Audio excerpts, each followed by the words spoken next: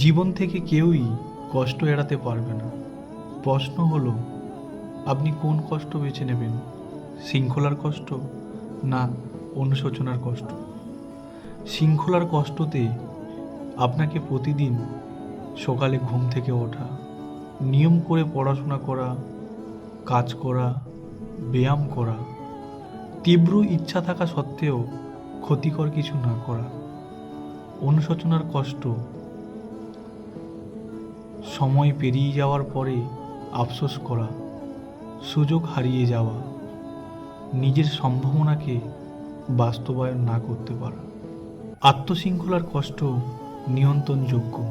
আপনি চাইলে সেটাকে সহ্য করতে পারেন, কিন্তু অনুশোচনার কষ্ট নিয়ন্ত্রণহীন।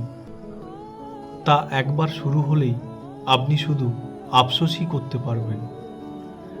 নিজেকে প্রতিদিন একবার করে প্রশ্ন করুন, আমি কি সাময়িক আরামের জন্য